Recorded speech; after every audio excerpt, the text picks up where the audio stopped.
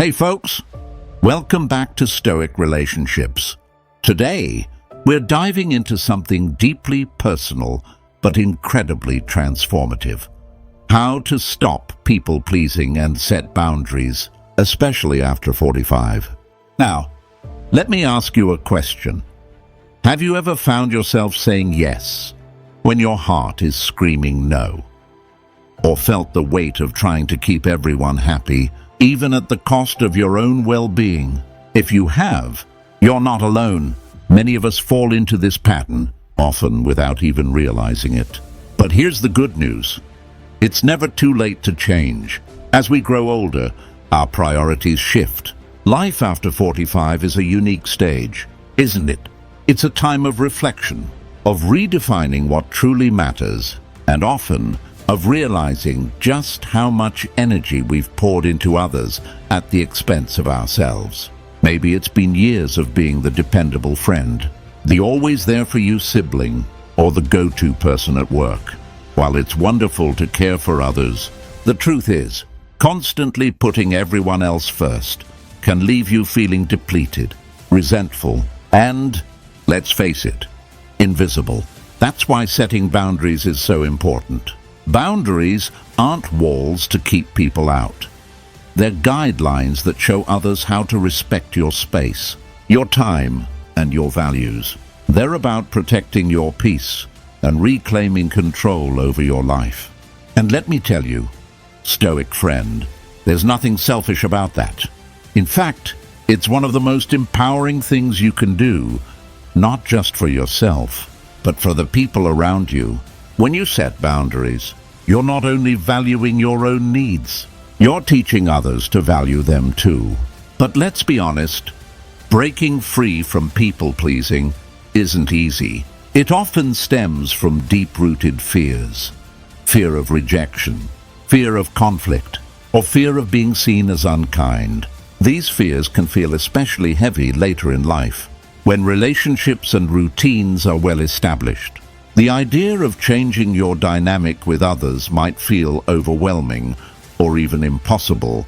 But here's the thing, it's not.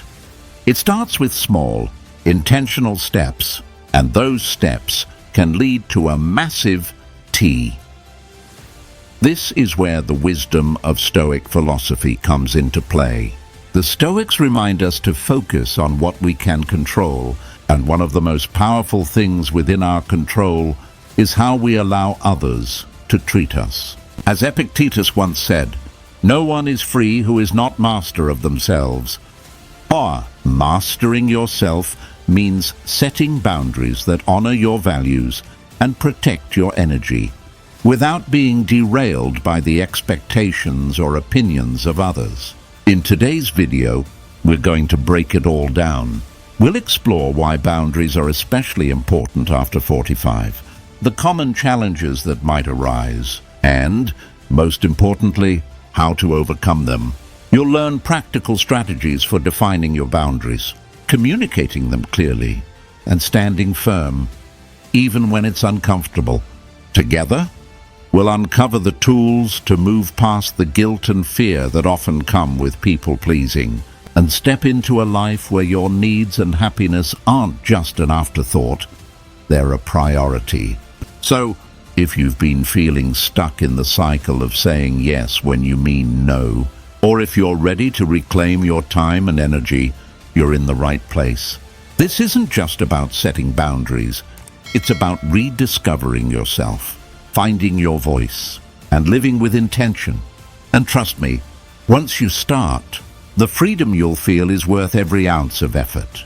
All right, folks, let's get started. Number 1. Why boundaries matter after 45. Hey folks, let's start by talking about why boundaries become even more important after the age of 45. You know, life changes as we grow older. Our priorities shift, our responsibilities evolve, and for many of us, it's a time when we start to reflect on how much of ourselves we've given to others. If you're like most people, you've spent years, maybe even decades, being everything to everyone. You've said yes when you wanted to say no, you've bent over backward to keep the peace. And somewhere along the way, you may have lost sight of your own needs. Sound familiar? Here's the truth, Stoic friend. Boundaries are essential because they define who you are. They're not just about saying no, they're about saying yes to yourself. After 45, your time, energy, and emotional bandwidth become even more precious. Maybe your kids are grown, or you're stepping back from the intensity of your career. Whatever your situation, this stage of life is an opportunity to reassess what truly matters to you. And boundaries are the tool that helps you do just that. Let's dig a little deeper. Why do so many of us struggle with setting boundaries? For one, society often rewards people-pleasing behavior. You're praised for being selfless, for always being available, for never rocking the boat. And while those traits may sound admirable, they come at a cost. Over time, constantly putting others first can leave you feeling drained, undervalued, and even resentful. Boundaries matter because they allow you to protect what's most important: your well-being, your peace of mind, and your ability to live authentically. But here's the thing, setting boundaries isn't just about protecting yourself. It's also about improving your relationships. When you have clear boundaries, you're not leaving others guessing about what's okay and what's not. You're creating a foundation of mutual respect. Think about it. How many times have you felt frustrated because someone crossed a line you never clearly communicated? Boundaries eliminate that confusion. They give people a roadmap for how to treat you, and in turn, they encourage healthier, more balanced interactions. Now, let's bring Stoic wisdom into the picture. The Stoics teach us to focus on what we can control. You can't control how others behave, but you can control how you respond. And boundaries are a powerful way to do that. Marcus Aurelius said, "You have power over your mind, not outside events. Realize this, and you will find strength." By setting boundaries, you're taking control of your mind and your life. You're choosing to prioritize your needs and values over the expectations of others. And let's not forget the emotional toll of living without boundaries. When you're constantly people-pleasing, it can lead to burnout, anxiety, and even feelings of resentment toward the very people you're trying to help. Boundaries are your shield against these negative emotions. They help you conserve your energy for what truly matters, so you can show up as your best self, not just for others, but for yourself too. Here's a practical example. Let's say you've always been the person who takes on extra work when a colleague drops the ball. It's become an unspoken expectation that you'll pick up the slack, even if it means staying late or sacrificing your own plans. But after 45, maybe you're realizing that this pattern isn't sustainable. Setting a boundary might look like having a conversation with your boss or team, letting them know that while you're happy to help occasionally, it's not fair for you to carry the burden alone. That conversation might feel uncomfortable at first, but it's a crucial step in protecting your time and energy. And here's the thing, when you set boundaries, you're not just making life better for yourself, you're setting an example for others. You're showing your friends, family, and colleagues that it's okay to prioritize their needs too. Boundaries are contagious. When people see you respecting yourself, they're more likely to do the same. So, why do boundaries matter after 45? Because this is your time, Stoic friend. It's your time to reclaim your energy, to focus on what truly matters, and to live with purpose and clarity. Boundaries are the key to making that happen. They're not walls to keep people out. They're bridges that connect you to a healthier, more fulfilling life. Drop this in the comments. I set boundaries with purpose.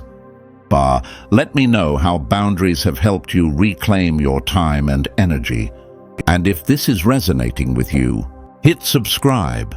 We're building a community that values strength, self-respect, and the wisdom of Stoic living. Stay with me, because this journey is just getting started. Number 2. Common boundary challenges. After 45. Hey folks, let's talk about the real challenges of setting boundaries after 45. It sounds simple, right?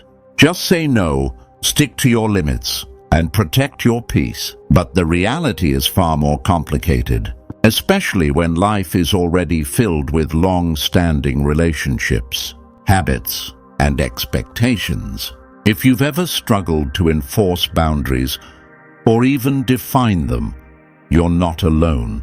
Let's unpack why it's so difficult and how you can start overcoming these challenges. One of the biggest obstacles to setting boundaries after 45 is the weight of history.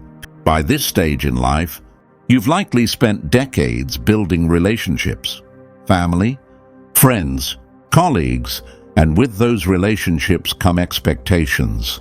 Maybe you've always been the one who's available for late-night calls or the first to step in when someone needs help. Changing those dynamics can feel like you're letting people down or, worse, breaking trust. But here's the truth. Holding on to unhealthy patterns just to avoid rocking the boat doesn't serve anyone in the long run. In fact, it often leads to resentment, both toward others and yourself. Another common challenge is guilt. Let's be honest. Stoic friend, saying no can feel uncomfortable. You might worry about being seen as selfish or unkind, especially if you're someone who's spent most of your life putting others first. This guilt can be even more pronounced when it comes to family. How do you set boundaries with adult children who rely on you, aging parents who need your support, or a spouse who's used to you saying yes to everything? It's a tough balancing act, and the fear of hurting loved ones can make it tempting to avoid boundaries altogether. Then there's the issue of pushback. Not everyone will be thrilled when you start setting boundaries, especially if they've benefited from your lack of them in the past. You might hear comments like, "You've changed," or "Why are you being so difficult?" This resistance can make you second-guess yourself, but it's important to remember that pushback often comes from a place of discomfort. People aren't upset because you're doing something wrong. They're upset because they're being asked to adjust. And that's okay. Change takes time, for you and for them. Let's not forget about societal pressures. After 45, many people, especially women, feel an unspoken expectation to be caregivers, mediators, and peacemakers. The idea of setting boundaries can feel like going against the grain of what's expected. But here's a reminder, your worth isn't tied to how much you give or how well you meet others' expectations. Boundaries aren't a rejection of your responsibilities. They're a way to fulfill them in a healthier, more sustainable way. Another challenge that often arises is internal conflict. Maybe you're worried that setting boundaries will make you seem less compassionate or that it will distance you from the people you care about. But the reality is the opposite. Boundaries, when done right, actually strengthen relationships. They eliminate confusion, foster respect, and create space for genuine connection. It's not about shutting people out. It's about showing up in a way that's authentic and sustainable. Now, let's bring in some Stoic wisdom. Marcus Aurelius wrote, "If it is not right, do not do it. If it is not true, do not say it." This isn't just about morality, it's about alignment. When you act out of obligation or guilt, you're not being true to yourself or the other person. Setting boundaries allows you to live in alignment with your values, which is the foundation of a fulfilling life. So, how do you start addressing these challenges? First, recognize that it's okay to feel uncomfortable. Change is never easy, especially when it involves long-standing habits and relationships. But discomfort is a sign of growth. It means you're stepping outside your comfort zone and creating space for something better. Second, practice small acts of boundary setting. Start with situations where the stakes are lower, like declining a social invitation or asking for a bit of quiet time at home. Each small step builds your confidence and reinforces the idea that boundaries are both possible and necessary. Third, communicate your boundaries clearly and kindly. It's not about being rigid or harsh. It's about being honest. Instead of saying, "I can't deal with this right now," try saying, "I'd love to help, but I need some time to recharge first." This approach shows respect for both your needs and the other person's. Finally, remind yourself that boundaries are a form of self-respect. They're not about controlling others. They're about taking control of your own life. And the people who truly care about you will respect that, even if it takes them a little time to adjust. Let me leave you with this. Stoic friend, the challenges of setting boundaries are real, but so are the rewards. Boundaries allow you to show up as your best self, not just for others, but for yourself too. They're a declaration that your time, energy, and peace of mind matter. And that's something worth fighting for. Drop this in the comments. I embrace healthy boundaries. Let me know about the boundary challenges you've faced and how you've overcome them. And hey, if this video is helping you see things more clearly, don't forget to hit subscribe. Your support means everything, and together, we're creating a community where self-respect and growth thrive. Thank you for being here, and let's keep this conversation going. Number 3, defining your boundaries. Hey folks, let's take a moment to explore one of the most crucial steps in this journey, defining your boundaries. Setting boundaries is powerful, but before you can communicate them or enforce them, you need to be crystal clear on what they are. It sounds simple, doesn't it? But in reality, defining boundaries can be surprisingly challenging, especially if you've spent years prioritizing others' needs over your own. So let's break it down, step by step, and figure this out together. First, Stoic friend, let's talk about why defining boundaries feels so elusive for many of us. Often, it's because we're not used to asking ourselves what we truly need. Life gets busy, and somewhere along the way, we stop checking in with ourselves. Instead, we get caught up in responding to the demands and expectations of others. The first step to defining boundaries is shifting that focus inward. Ask yourself, what do I need to feel respected, supported, and balanced? It's not selfish to ask this, it's essential. Now, let's get practical. Start by identifying the areas of your life where boundaries are most needed. Is it at work, where you're constantly expected to take on extra tasks? Is it in your personal relationships, where you feel drained by one-sided dynamics? Or is it in your own habits, like saying yes too quickly or overcommitting? Once you've identified the areas, dig deeper. What specific behaviors or situations make you feel uncomfortable, overwhelmed, or disrespected? Naming these triggers is a key step in defining your boundaries. Here's an example to make this clearer.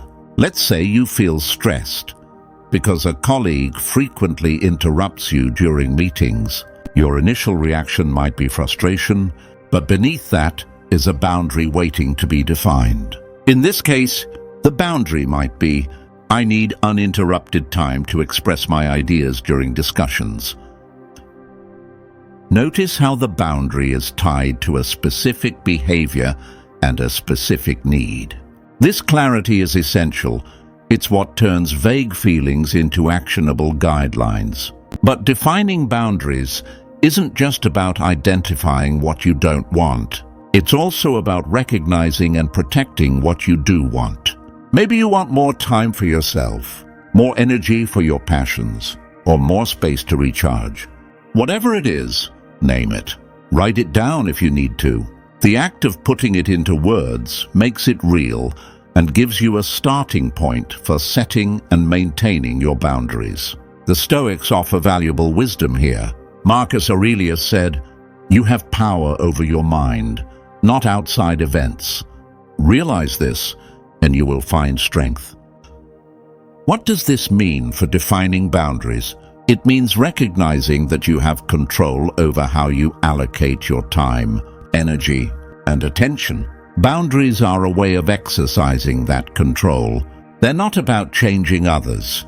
They're about honoring yourself. Another important aspect of defining boundaries is understanding your limits. It's easy to fall into the trap of thinking you can do it all, be everything to everyone, solve every problem, and meet every expectation. But here's the truth. You can't pour from an empty cup. Defining boundaries means being honest with yourself about what you can realistically handle. It's not about weakness, it's about wisdom. Once you've defined your boundaries, the next step is to practice holding them firmly in your mind. Visualization can be a helpful tool here. Imagine a circle around you, representing your personal space and energy. Inside that circle are your values, priorities, and peace of mind. When you set a boundary, you're protecting that circle. This mental image can remind you that boundaries aren't barriers. They're safeguards for what matters most. One thing to keep in mind, Stoic friend, is that boundaries are deeply personal. What feels right for you might not make sense to someone else, and that's okay. Your boundaries don't need to be explained or justified. They just need to be clear to you. This clarity is what gives you the confidence to communicate and enforce them later. Let me leave you with this. Defining your boundaries is an act of self-respect. It's about getting honest with yourself about what you need to thrive and having the courage to claim it. So take your time with this process. Reflect, ask yourself the tough questions, and remember that you deserve the same care and consideration that you so often give to others. Drop this in the comments. I define my space with clarity.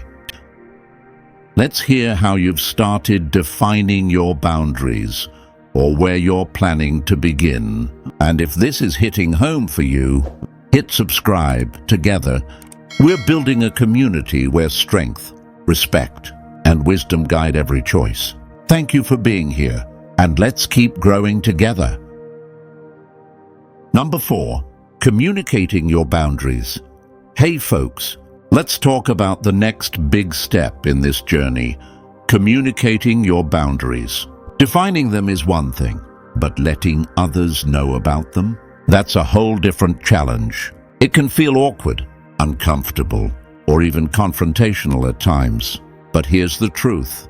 Boundaries don't really exist until they're communicated. It's like putting up a fence. You can't expect people to respect it if they don't know it's there. So, how do we do this effectively and gracefully? Let's figure it out together. First, let's address the fear. Communicating boundaries can feel scary because we worry about how others will react.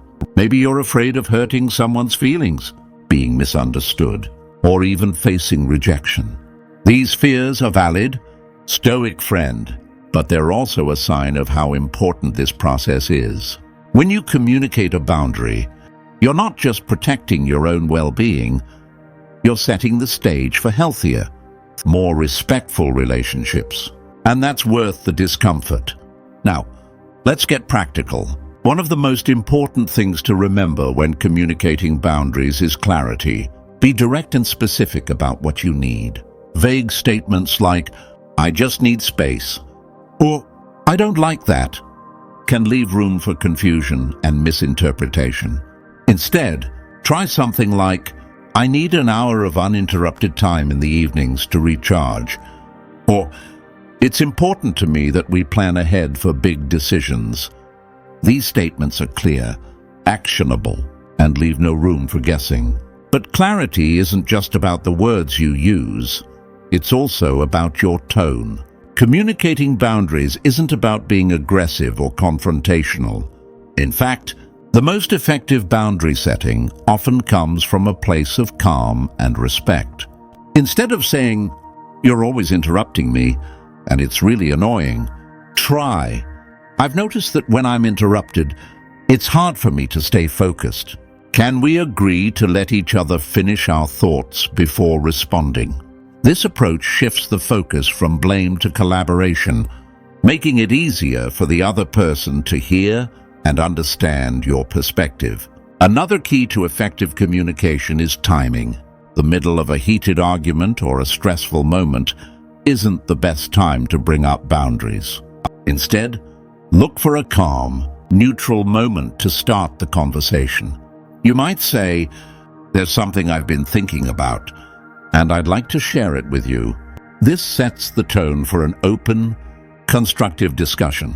It's also important to acknowledge the other person's feelings while standing firm in your own needs.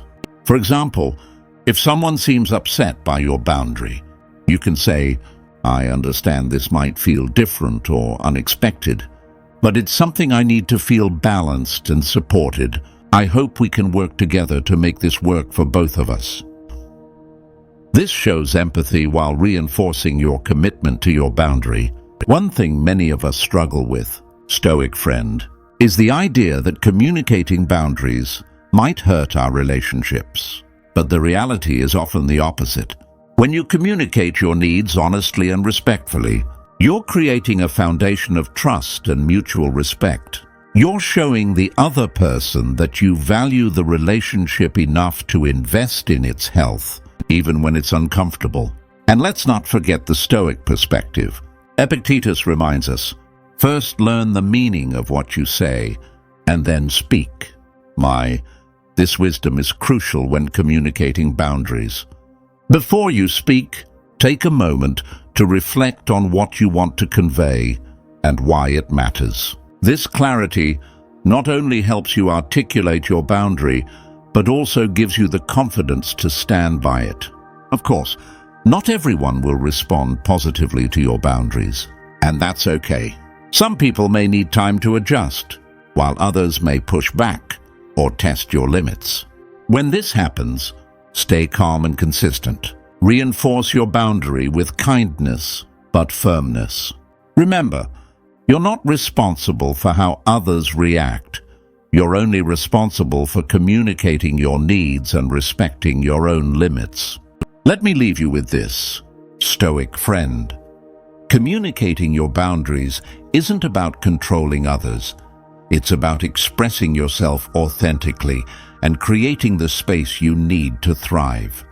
It's a skill that takes practice, but every step you take brings you closer to the life and relationships you deserve. Drop this in the comments. I communicate with clarity. Let me know how you've started sharing your boundaries or where you're planning to begin. And if this message resonates with you, hit subscribe together. We're building a community where self-respect and honest communication guide every interaction. Thank you for being here, and let's keep growing together. Number 5, overcoming people-pleasing. Hey folks, let's dive into a big one, overcoming people-pleasing. If you've ever found yourself saying yes when you really wanted to say no, or bending over backward to make others happy at the expense of your own needs, you know exactly how draining it can be. People-pleasing might seem harmless on the surface. It even feels generous or kind. But underneath, it's a pattern that can leave you exhausted, resentful, and disconnected from your true self. So how do you break free from it? Let's figure it out together. First, Stoic friend, let's talk about where people-pleasing comes from. At its core, it's often rooted in fear of rejection, fear of conflict, or fear of not being enough. Maybe you grew up in an environment where your worth felt tied to how well you could keep the peace or meet others' expectations. Or maybe you've developed this habit over time because it seemed like the easiest way to avoid disagreements or disappointment. Whatever the reason, it's important to recognize that people-pleasing isn't about kindness. It's about fear. And the first step to overcoming it is acknowledging that truth. Here's something to think about. Every time you say yes to someone else, you're also saying no to yourself. If that yes aligns with your values and priorities, great. But if it doesn't, it's worth asking yourself why you're saying it. Are you agreeing out of obligation, guilt, the hope that it will make someone like or accept you more? These are the questions that help you identify the underlying patterns of people-pleasing so you can start to break them. The Stoics remind us that our worth isn't defined by external validation. It's defined by how well we live in alignment with our values. Marcus Aurelius said, "You have power over your mind, not outside events. Realize this, and you will find strength." In other words, you don't need anyone else's approval to be enough. Your value comes from within, and when you remember that, the need to please others starts to lose its grip. But let's be real. Breaking free from people-pleasing isn't easy, especially if it's been a lifelong habit. One strategy that can help is to pause before you respond to a request. Instead of automatically saying yes, take a moment to check in with yourself. Ask, does this align with my priorities? Do I genuinely want to do this, or am I agreeing out of habit or pressure? That pause creates space for you to make a conscious choice instead of an automatic one. Another important step is learning to tolerate discomfort. Saying no can feel uncomfortable, especially if you're used to always saying yes. But discomfort isn't a bad thing. It's a sign that you're growing. Over time, as you practice setting boundaries and prioritizing your own needs, that discomfort will start to fade, replaced by a sense of confidence and empowerment. Let's talk about something else that's crucial: self-compassion. People-pleasers are often their own harshest critics, blaming themselves for every perceived misstep or shortcoming. Breaking free from this pattern requires treating yourself with the same kindness and understanding that you so easily offer to others. Remind yourself that it's okay to put your needs first sometimes. It doesn't make you selfish. It makes you human. Here's a practical tip. Stoic friend, start small. You don't have to overhaul your entire approach to relationships overnight. Begin by setting one small boundary or saying no to one small request. Celebrate those wins, no matter how minor they might seem. Each step forward builds momentum and reinforces the idea that it's okay to prioritize yourself. Finally, remember that people-pleasing doesn't just affect you, it affects your relationships too. When you constantly say yes out of obligation or fear, you're not showing up as your authentic self. Over time, this can lead to resentment and distance in your relationships. By overcoming people-pleasing, you're not just reclaiming your own well-being, you're creating space for more honest, balanced connections. Let me leave you with this. Stoic friend, overcoming people-pleasing is a process, but it's one of the most empowering journeys you can take. It's about stepping out of the shadow of others' expectations and into the light of your own values and priorities. You deserve to live a life that feels true to you, not one that's dictated by the need to please. Drop this in the comments. I choose authenticity.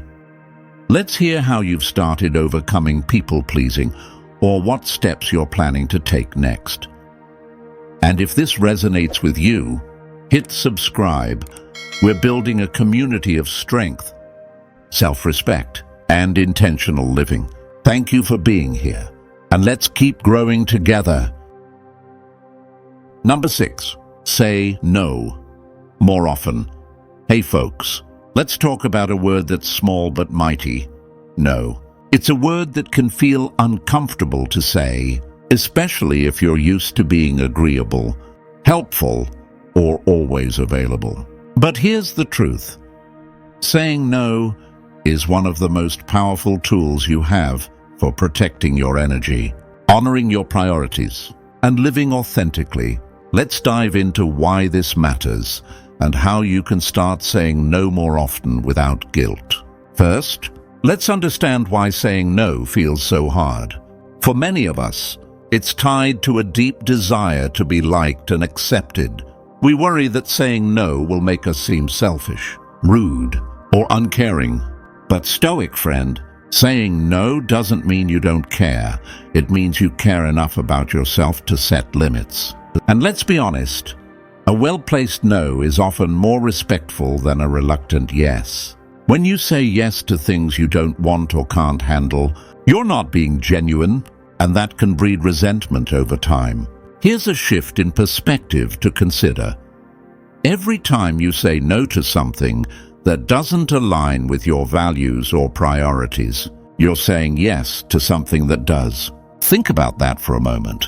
When you decline an invitation to an event you don't want to attend, you're saying yes to rest, relaxation, or spending time with loved ones. When you say no to taking on extra work that's outside your capacity, you're saying yes to maintaining your focus and well-being. In this way, no becomes not just a rejection, it becomes a choice for something better. Now, let's bring in some practical strategies for saying no. One of the most effective ways to decline is to keep it simple.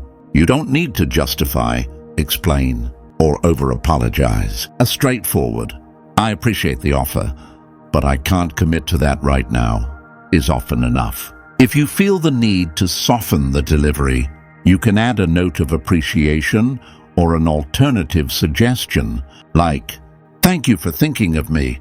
I'm unable to help this time, but I hope it goes well." Another powerful tool is learning to pause. If you're caught off guard by a request, it's okay to take a moment to consider your response. You can say, "Let me check my schedule and get back to you," or "I need to think about whether I can take this on, Mum." This gives you time to evaluate whether the request aligns with your values and capacity, rather than saying yes out of habit or pressure. Let's not forget the importance of boundaries here. Saying no is much easier when you're clear about your limits. If you've already defined what you will and won't commit to, whether it's how much time you'll dedicate to work, how often you'll socialize, or how available you'll be for favors, it becomes much simpler to decline requests that fall outside those boundaries. You're not just saying no randomly, you're saying no with purpose and clarity. Here's something else to keep in mind. People will respect you more when you respect yourself. It might not feel that way at first. Some people might push back or be surprised when you start saying no more often. But over time, they'll come to understand that your no is not a rejection of them. It's a reflection of your self-awareness and integrity. And the relationships that matter most will grow stronger because of it. The Stoics have a lot to teach us about this. Epictetus reminds us, know first who you are, and then adorn yourself accordingly. In other words, when you know your values, priorities, and limits, saying no becomes a natural extension of staying true to yourself. It's not about being rigid or unkind. It's about living intentionally and refusing to compromise what matters most. Let me leave you with this, Stoic friend. Every no you say to something that drains you is a yes to something that fulfills you. It's a way of reclaiming your time, energy, and peace of mind. So the next time you feel guilty about saying no, remember you're not just closing a door. You're opening another, one that leads to a life aligned with your values. Drop this in the comments. I say no with confidence. Let's hear about the moments when saying no has empowered you and brought clarity to your life. And if this message resonates, hit subscribe. Your support means everything. And together, we're building a community that values self-respect and intentional living. Thank you for being here, and let's keep growing stronger together. Number 7, reclaiming your power. Hey folks, let's bring it all together with something that lies at the heart of everything we've talked about today. Reclaiming your power. For too long, many of us have given away our power without even realizing it. by saying yes when we wanted to say no, by neglecting our own needs, or by living according to others' expectations. But here's the truth, Stoic friend. Your power has always been yours. It's just waiting for you to claim it. Reclaiming your power begins with a mindset shift. You have to believe that you are worthy of prioritizing your needs and living authentically. It's about recognizing that you don't need anyone else's permission to take control of your life. Your time, your energy, and your peace of mind are valuable, and you have every right to protect them. This isn't about being selfish. It's about living in alignment with your values and embracing your full potential. One way to reclaim your power is by letting go of the need to please everyone. You can't control how others perceive you, and chasing their approval only drains your energy. Instead, focus on earning your own respect. When you set boundaries, say no, and stand up for yourself. You're not just taking action, you're sending yourself a message. I matter. My needs are valid. That's the kind of empowerment that comes from within, and it's far more lasting than any external validation. Another crucial aspect of reclaiming your power is taking responsibility for your choices. This doesn't mean blaming yourself for everything that's gone wrong. It means acknowledging that you have control over how you respond to life's challenges. As the Stoic philosopher Epictetus taught, it's not what happens to you, but how you react to it that matters. When you stop blaming others or circumstances and start focusing on what you can control, you step back into the driver's seat of your life. Reclaiming your power also means being intentional about where you direct your energy. Not everything or everyone deserves your time and attention. Ask yourself, does this align with my goals? Does it bring me peace or fulfillment? If the answer is no, give yourself permission to walk away. Remember, every time you say no to something that drains you, you're saying yes to something that empowers you. Finally, Stoic friend, reclaiming your power is about living authentically. It's about knowing who you are, what you stand for, and refusing to compromise those things for anyone else. When you live in alignment with your true self, you don't just reclaim your power, you radiate it. So take a deep breath, reflect on everything we've covered, and remember this: your power has always been within you. It's time to claim it. You've got this. Hey folks, thank you for being here today. Remember, setting boundaries and reclaiming your power isn't about pushing people away. It's about creating space for the life you truly deserve. Every small step you take brings you closer to a stronger, more authentic version of yourself.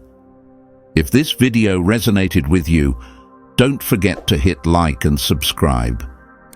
Your support helps us grow this amazing community and continue sharing insights that inspire growth and self-respect. Take care, stay strong, and as always, keep embracing the Stoic path. See you in the next video.